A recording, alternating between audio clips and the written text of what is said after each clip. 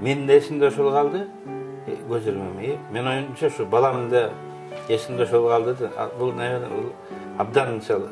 Simik tansa gerek de atası geldi dep. Tatakır bagan emeski. Barça elem biroq köçeden tozu alıp ketedelem de. İçine girip janagıday utreniklerine kaçıp oturgan emes elem. Бул сүрөттү көргөзсөм айта берет. Сен эмнеге сактап койдуң деп. Билесиңби, ошондо мен 60 рублейге тартыткам.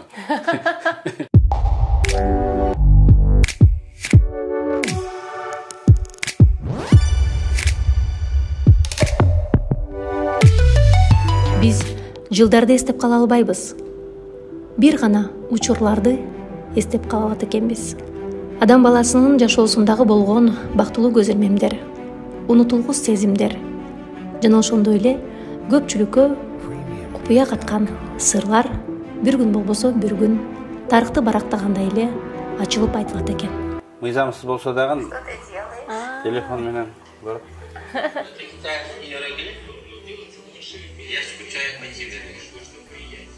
Кытай тилинде, оор тилдердин катары болуп атпайбы? Кытай иероглифи менен мен сени сагындым деп. Как идея пришла такая? Анда иероглиф жазайын деп, мен жазам. Бир гана нерсени жасап. Кыргызда айланып кетейин деген сөз бар. Илгери кемпирлер буквально айланат эле. Азыр жаштар анын маанисин түшүнбөй калды. Ошол айланган кыймыл менен айланып жаткан киши адамдын жамандыгын, оорусун, сыркоосун, анын башына келген проблемалардын баарын мен өзүм алам деген ниет менен айланат да. Канча жыл болду бул чачка? Ошондо 60 жылга жакын болот да. Мен 5 жашымда алдырсам, жашым 57 жыл болот. Бул менин улумдук. Балдарым баары билет. Эгерде биздин балдардын үйүндө кыз төрөлүп калса, ай менен башталсын деген өзүбүзчө бир эреже болуп алды. Айгүл, Айданек, кичике кызым Айсара.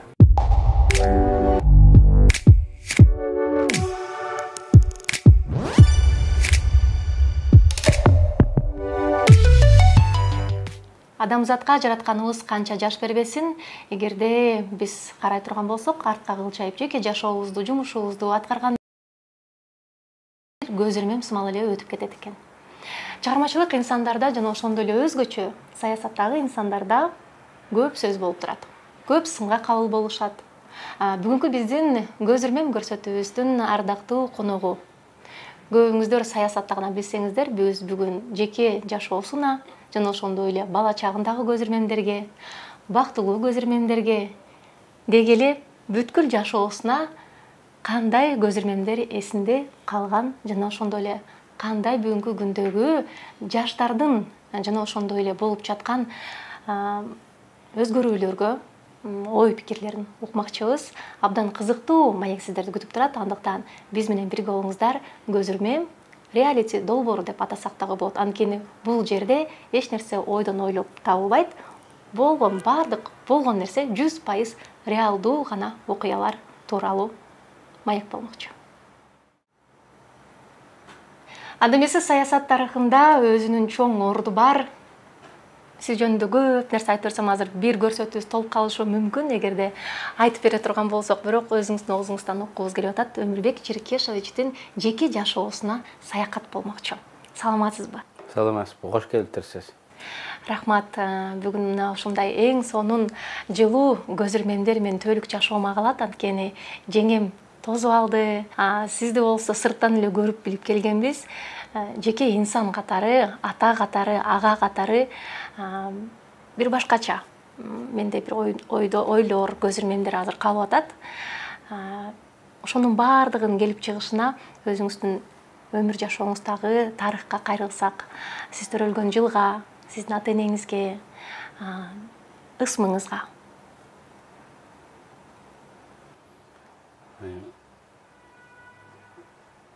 Ал кездерде фотография абдан аз. Саргайып калган бир нече барак. Ал эми видео жөнүндө ал замандан да сөз болушу мүмкүн эмес. Өзүбүздүн автобиографиябызды мен жана мен курактуулар эсте калган көзөрмөмдер аркылуу гана билебиз. Алар биздин мүнөзүбүздү, жашоо мақсатыбызды анықтайды.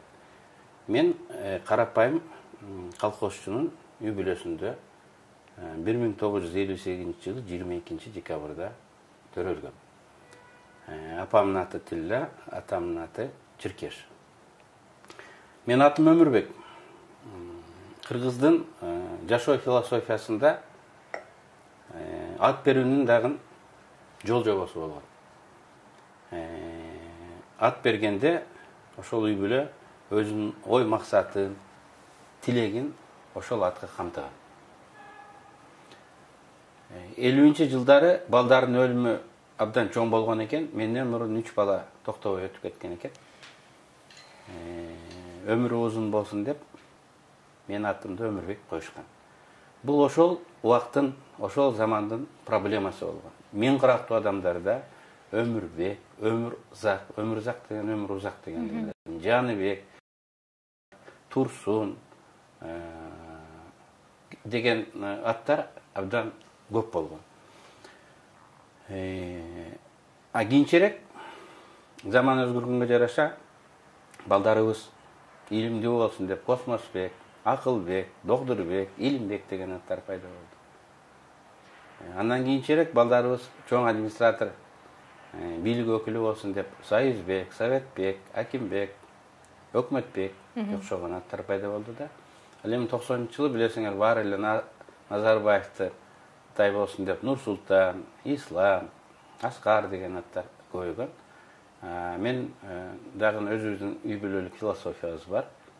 Мен балдарыма Амантур Эсентур деп мындай карапайым ат бергенбиз. Элдин арасында эл менен бирге аман эсен болсо деген өзүбүздүн тилегибиз. Бул көрдүңүзбү 58-нчи жылы мен ата апам аман эле болсун, өлбөй эле өмүр узун болсун деген андан башка чоң тилек коюшкан эмес. Бүгүнкү күндө деле биздин ошол философиябыз үй бүлөлүк. Өзгөрбөй укумдан тукумга өтүп келе жатат. Анан ошол 58-нчи жылдары мен төрөлөр жылы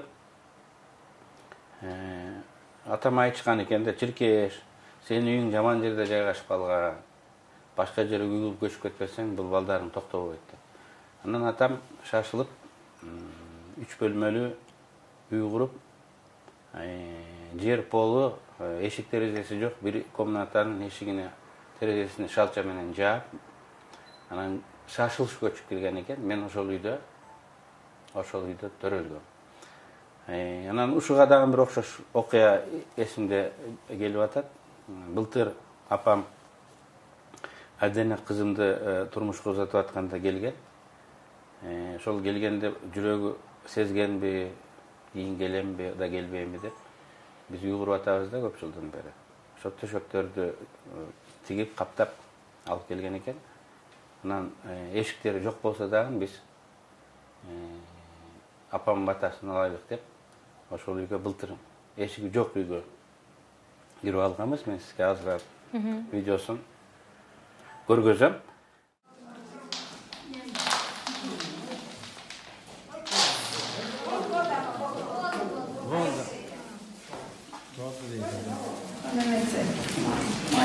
Sultan olsun, İzdir Sultan olsun, şehirlaklar, çakar olsun, nevre çevrelerdi görüp, beşik toy kurup, gelin alıp, kız gelip, sonra görürler, gelin salonlar olsun. İşin aldığına gelsin bana. Rahmet abla. Kıvırcın oğlum olsun. Анан жана тилек дегенде менин ошол кезде мага мындай чач коюшкан. Көкүл. Аркасына узун кылып калтырып коет, э? Анан ошону ырым кылып коюп, бир ыйык жерлерге барып, мындай кесет экен да. Анан могул сүрөт, биздин үй бүлөнүн сүрөтү 63-жылы Арслан бабка менин чачымды кескени кетип атканда сүрөткө түшкөнбүз.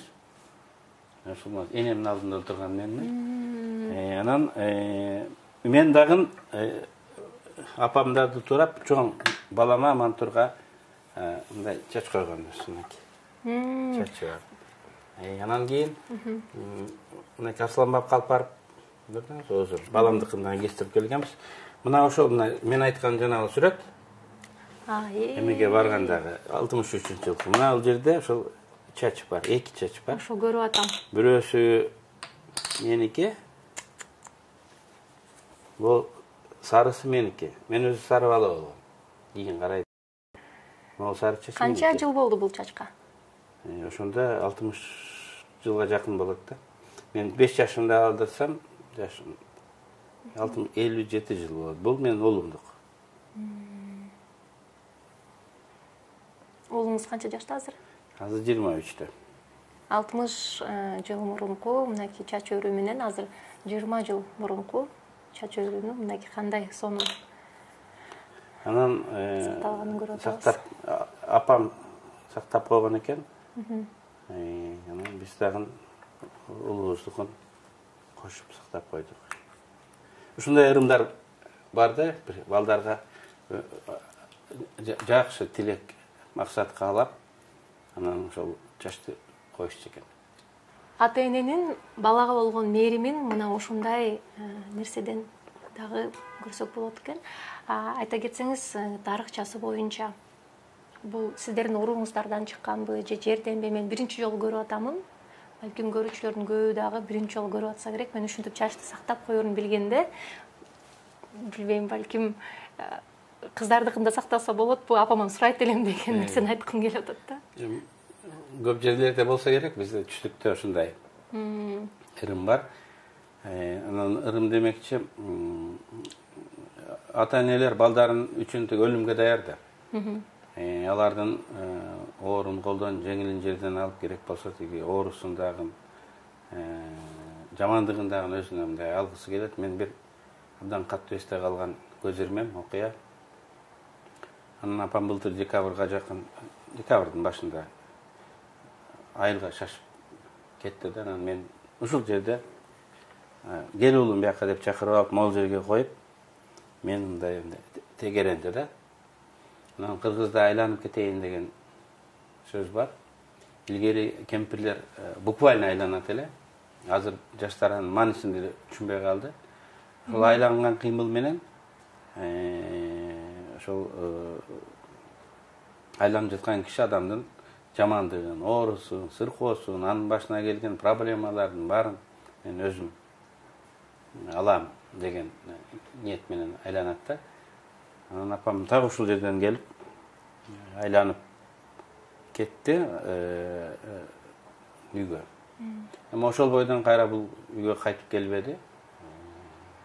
Апам 3 айланат, апа канча айланат? Апа болду. Başıma hastım adam. Hazreti adamım. Böyle adam hoş birim.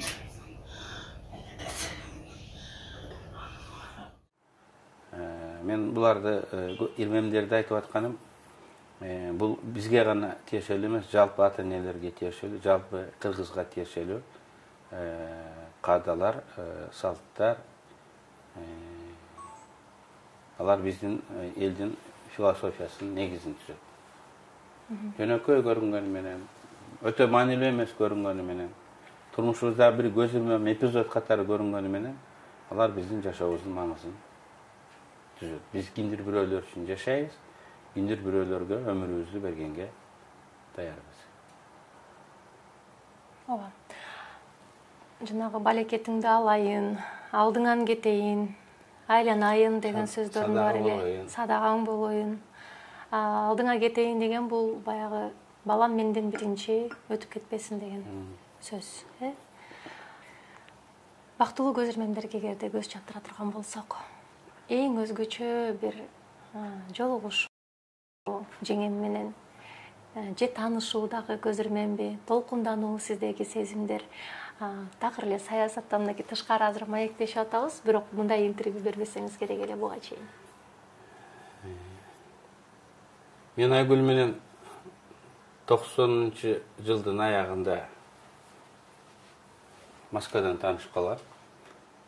Ал кезде мен СССР Жогорку Кеңешинин Республикалык Советинин депутаты болуп барып калгам да.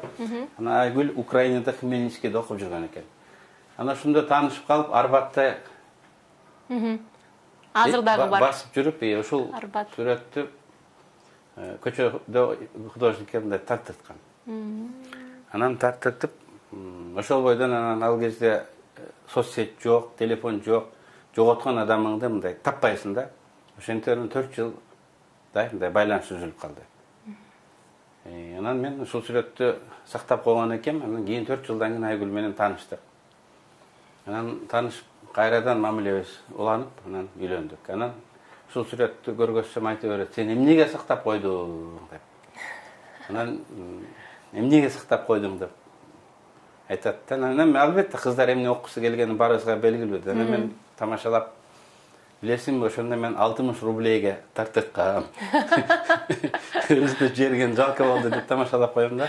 Анан эми ал көрдүңүзбү, ушул сүрөт кокусундай сакталбайт экен, бизди тагдыр кайра жолуктурду.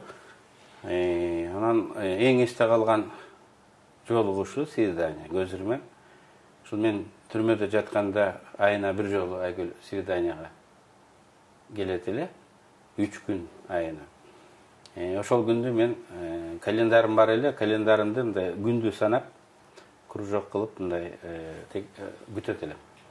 Менин календарымда дневнигинде ошол күндөр азырга чейин майрам катары кызыл боек менен мындай боелуп. Анан ошол жолугушкан күндөрүбүздү бир тартылып калган экен. Мыйзамсыз болсо дагы телефон менен көрүп.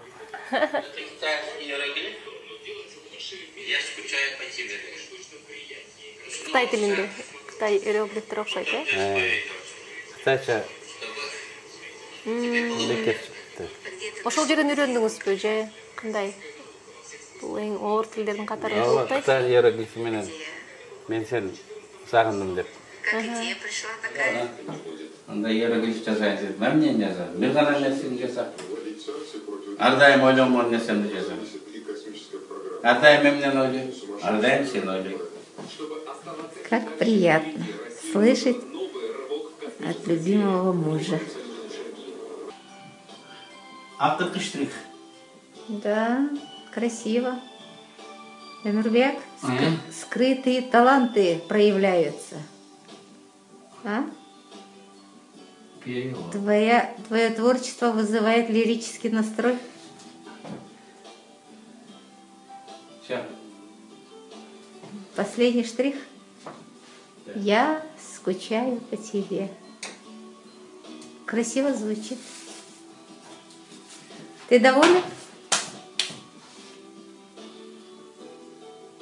Ох, такое лицо довольное.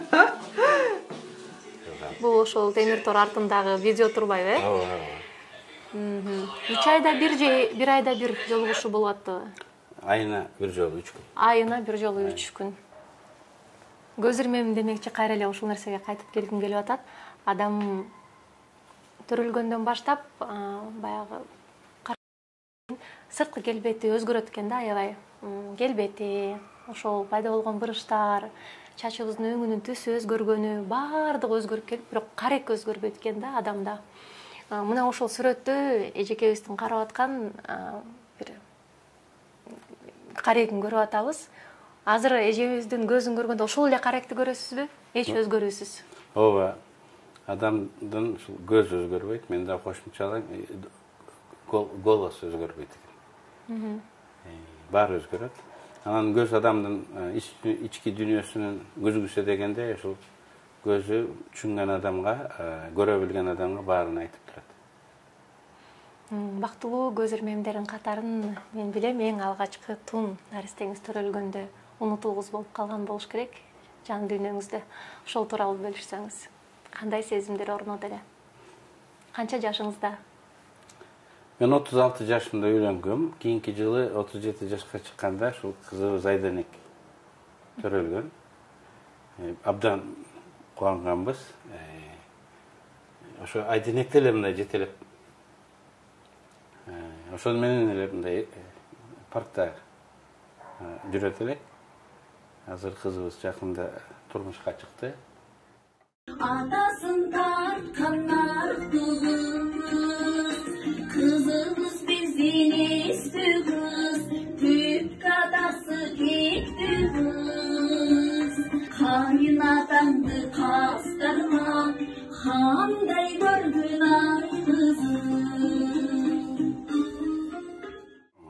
Мен алдымда тұрған альбом Айденектік емес екен, ұлымдық екен. Бұл жерде Айденек бар. Айденек бұл түшінікті, айдағы түшінікті, аттың баяғы таңдоо кимге бұрды дәле чоң апаларынабы же сізге? Жана мен айттым, қырғыздар атты маңыз менен тилек менен коёт, жөн койбойт депчи. Акыркы кезде бизге ат коюуга шан шөкөтү, ат коюунун маанисин мындай бир аз жоготуп койдук. Даник деген бардык нерсенин маңызы. Жөн гана маңыз эмес, ал өнүп өсө турган, өзүнөн мурункуну мындай кайталай турган, улай турган нерсе да. Ошон үчүн атын Даник койдук. Анан кыргыздар жакшы көргөнүм Данегим деп айтышат да. Көп ырларда ырдалат, Данегим деп. Ооба, Данегим деп. Өмөдөн калган Данек ичиндеги. Ошолда анын жолун улай турган, ошонун бир бөлүгү, мен бир бөлүгү да, адамдын бир бөлүгү, анын жолун улай турган, уланта турган. Нема дегенге кылып алдык. Балдардын баары билет. Эгерде биздин балдардын үйүндө кыз төрөлүп калса, ай менен башталсын деген өзүбүзчө бир эреже кылып алдык. Айгүл, Айданек, кичике кызы Майсара. Сара деген еврейче ат, бирок Иран тилинде бул Сара деген бул тилля, алтын дегенди билдирет экен да. Анан мен апамдын аты Тилля да. Анан андай коелук десем Айгүл болбойт. Ай Тилля болбой калат. Кайнененин атын айта албайм деп. Анан эми биз ошол Айсара койгондо алтын, апамдын аты Тилля, алтын деп. Апамдын атын башкача тергеп, апамдын атын тергеп койгонубуздагы ушул синонимин издеген турбайсыздарбы, аябай аракет кылып. Анын кызым аты эле эмес, өзү дагы ушул чоң энесине окшош. Өмүр багы демекчи, ошондон келип мен да өзүмдүн репертуарымда өмүр багы деген апама жана кызыма арнаган ырым бар. Бак баягы мөмө байлайт, мөмө түшөт экен, аяктан данектери чачырап, кайрадан бак чыгат экен. Ошентип өмүр багы уланып кете берсин, элибиздин саны көбөйө берсин, дагы азайбасын. Анан саясат тууралуу канча бушуп жаткан темалар бар. Эл үчүн ар дайым өзүңүздүн чындык сөзүңүздү айтып келатканыңызды баарыбыз билебиз да. Бирок саясаттан тышкары бир суроолорду берейин дедим эле, болбой эле азыр баягы Facebook, Instagramда актуалдуу болгон темалар бар. Сиз Instagramда отурасызбы, Facebook'ta канчалык деңгээлде активдүүсүз, жана ошол жактагы бир темадан суроо берейин дедим эле. Ооба, отам, айта бериңиз. Барсызбы Instagramда? Мен байкоочу катары бармын, менин официалдуу баракчаларымды жардамчыларым алып барат. Жакшылыктагы баягы тойлордогу келген коноктордун санын азайтуу, жамандыктардагы буга чейинки келе жаткан союмдар тууралуу тема козголуп жатат. Азыр аябай актуалдуу болуп кайнап жаткан мезгили. Буга көз карашыңыз кандай? 2000-жылы адамды узатууда ырым-жырымдар боюнча мен мыйзам долбоорун киргизгем. Ал адам өтүп кеткенден кийин аны жерге берүүдөгү ырым-жырымдарды, чыгымдарды азайтуу жөнүндө болгон. Ал мыйзам өткөн, бирок ошол кездеги президент Акаев кол койгон эмес. Мен адам өтүп кеткен адамды узатуудагы чыгымдарды кыскартыш керек, ага мыйзам менен чектөө киргизиш керек деген идеянын жактоочусумун. Анткени жамандык айттырбай келет.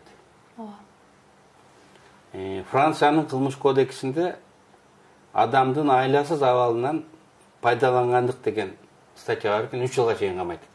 Эгер бирөөнүн айласыз абалынан пайдаланып ага карыз берсе, келишим түзүп алсаң, кылмыш катары каралат экен да. Анан жакын адамың өтүп кетсе дагы сен айласызсың да. Эл айтып атат деп каалабасаң да колуңан келбесе да карыз алып ар кандай чыгымдарга барасың. Анан ошонун өзү жана өлгөн киши бешикке барбай эле балдарынын карызга батканын эстесе көрүндө жаткан жеринде эмне оодарлат болуш керек да. Буга тыюу салыш керек. Эми жакшылык жөнүндө. Той топур жөнүндө. Ага чектөө киргизүү бул популисттик эч кандай негизи жок аракет. Эмне үчүн? Жакшылык бул пландаштырылат. Ал күтүүсүдөн келбейт. Бул биринчиси. Бирок мен андан алысырактан сөздү баштагым келет. Өлкөдө улуттук дүң продукция бар.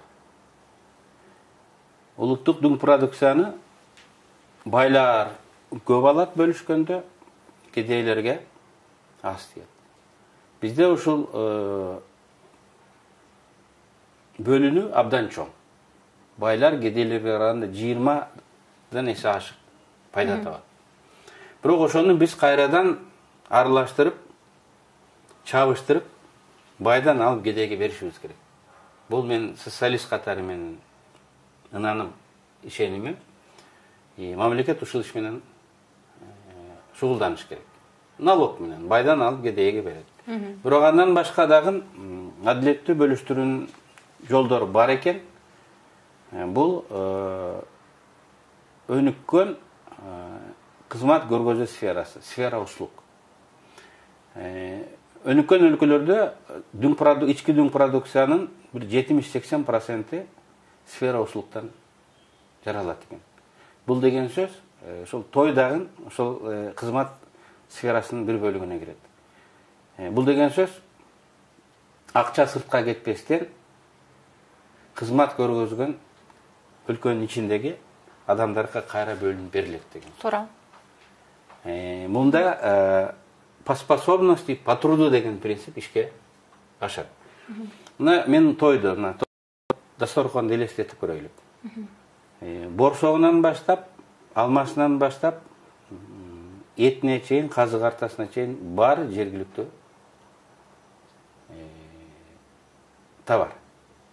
Акча сыртка кеткен жок, өзүнүн мал чарбаны, айыл чарбаны перерабатывающий тармакты колдогонго кетип отурат.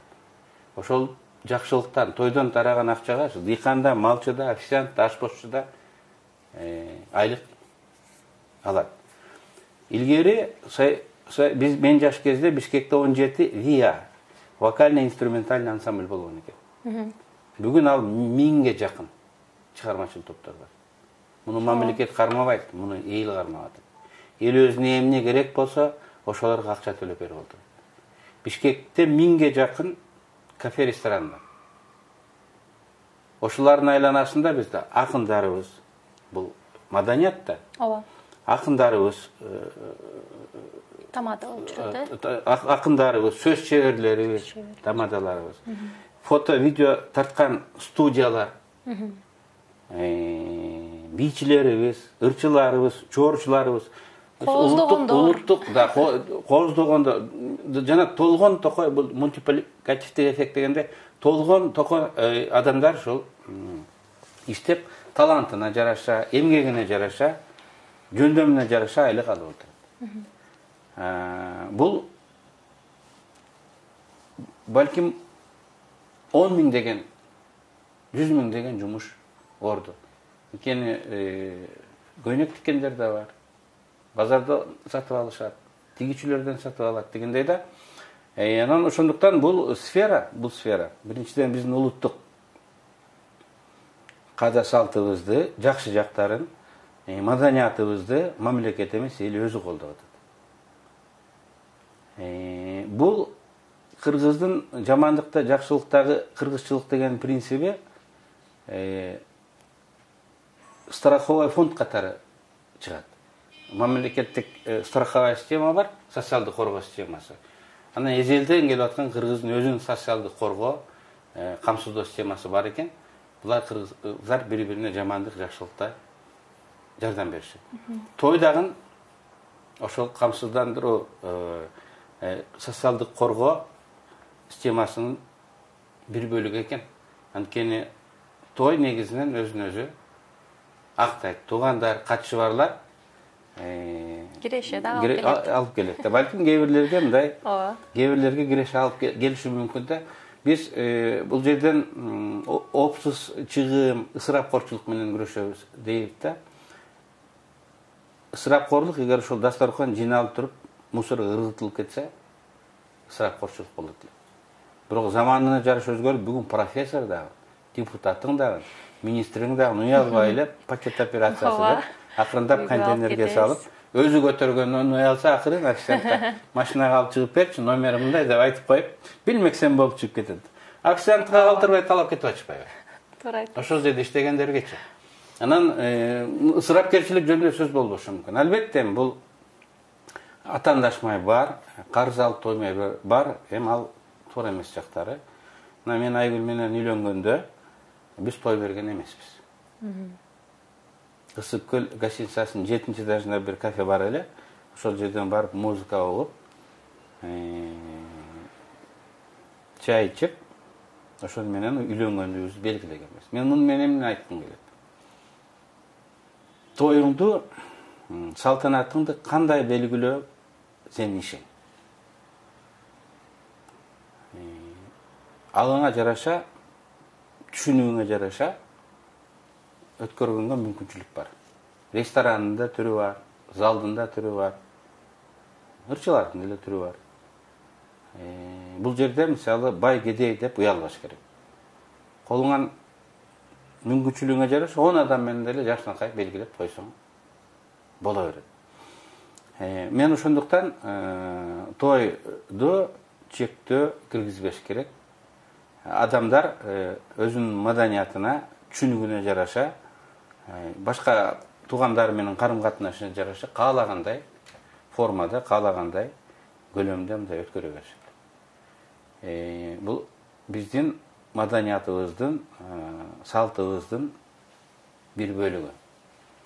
Албетте, жаман жагы дагы бар, бирок жакшы жагы көп.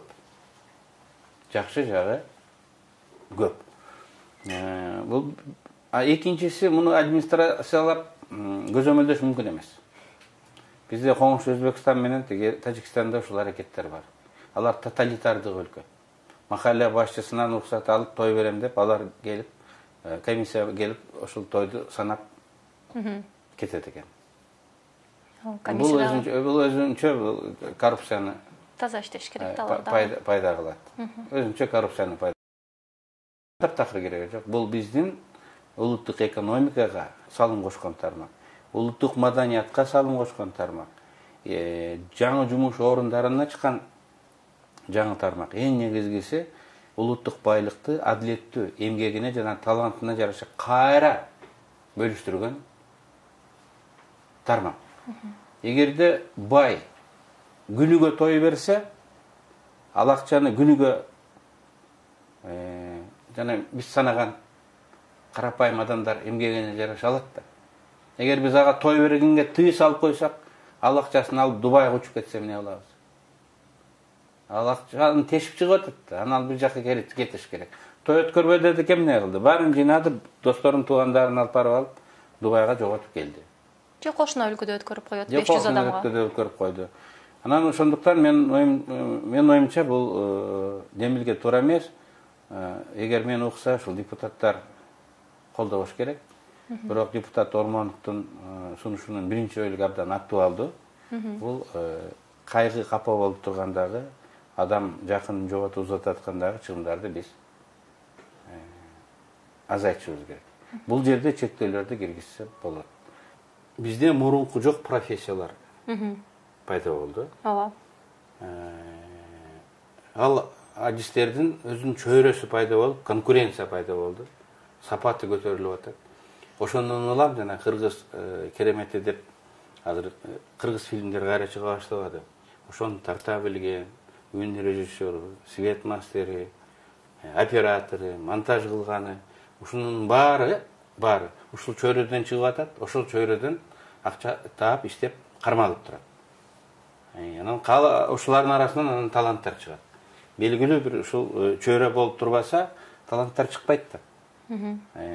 Ошондуктан бул тармак той топор кыргыз маданиятын кармап мамлекеттин функциясынын бир бөлүгүн өзүнө алып отурат. Анан граждандык коом деп коебуз да.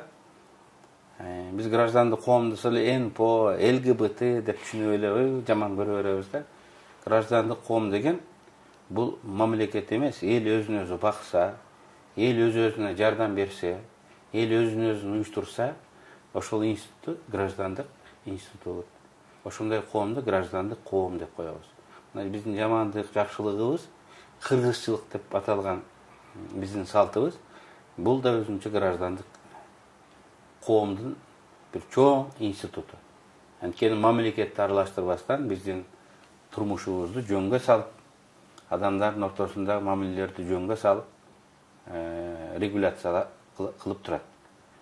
Биз жана той топурга граждандык коомдун бир керектүү институту катары мамиле кылышыбыз керек.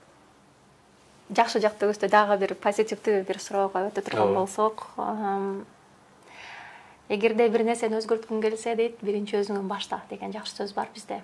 Өзүң кандай болсоң, айлана чөйрөң ошондой болот, жаныңдагы жардамчыларың, жумушчуларың, анан ошондой инсандар менен жакшы нерсеге аттанат экенсиң. Сиз өзгөрүүнү жеке өзүңүздөн, мисалы, кандай баштадыңыз жана азыркы жаштарга өзгөчө өзгөргүм келет, ийгиликтүү болгум келет, бирөө дипломат болгусу келсе, бирөө саясатчы болгум деп турган мезгили, аркаңыздарда сиздердин дагы фанаттарыңыздар аябай көп, сиздердин айткан сөздөрүңүздөргө кошулгандар абдан көп, кичине каршылыгын көрсөткөндөр бар. Эмнеден өзгөрүүнү башташ керек? Биринчи самодисциплина. Өзүң тартипке келтиргенден башташың керек. Мойнуң жарып бербей, жасаң келбей турган иштерди эгер керек экендигин билсең жасашың керек.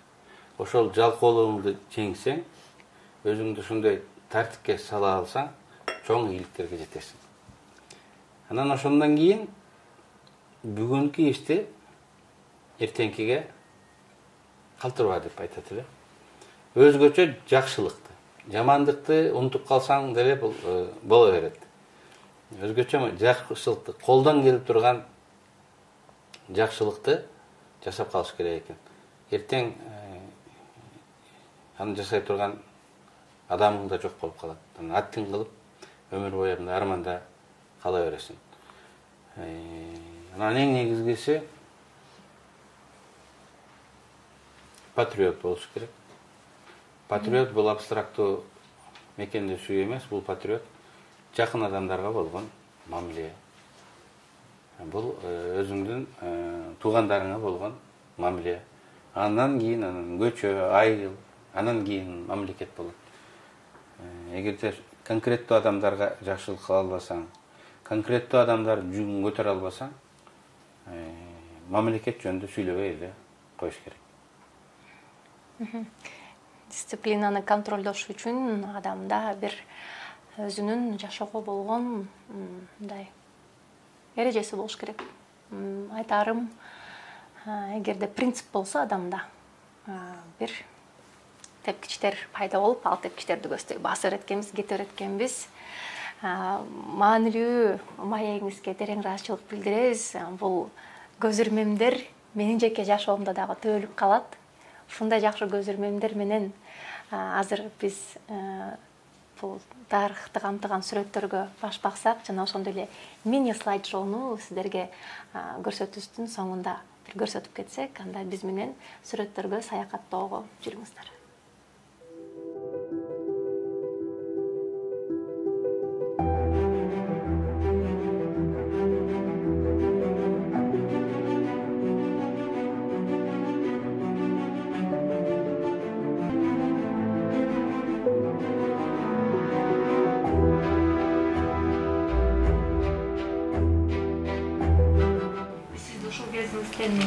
мен мисалы ушул кезде биринчи жолу көрүп ата мекен партиясы, анан кийин ушул кезиңиз сакталып калган экен да. Мындай сиз айткандай эле ушул кезиңиз көз алдыма келет да. Фотоаппарат бар эле да, үстө тынбай тартат элем. Бул канча жаштасыз? Жерде. Мен 40-тан. Мурда бир эле партия бар болчу, ал ата мекен болчу да айтып калам. Мунун бир эле партия болчу. Мунун бир эле партия бар эле, ата мекен партиясы. Китеп барбы деп сурап атат элеңиз. Убактылуу өкмөт жөнүндө биз китеп жазганбыз.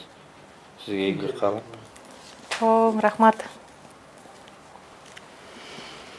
Мындай китеп менин текчемде жок болчу, эми буюрса бар. Сөз түрдө толугу менен окуп чыгам. Биз дагы мына ушундай китеп чыгарган, китеп жазгандардан бололук. Рахмат. Ушул же биз билбеген, эл билбеген кандай сыр бар? Барлығын эле билем. Кичинеден. Билбегени көп жылдан бери машина айдаганды үйрөнөм деп жүрөт. Азыркыга чейин билбейт машина айдаганды. Мен шопур болуп жүрөм өмүрлүк. Кээ бирде.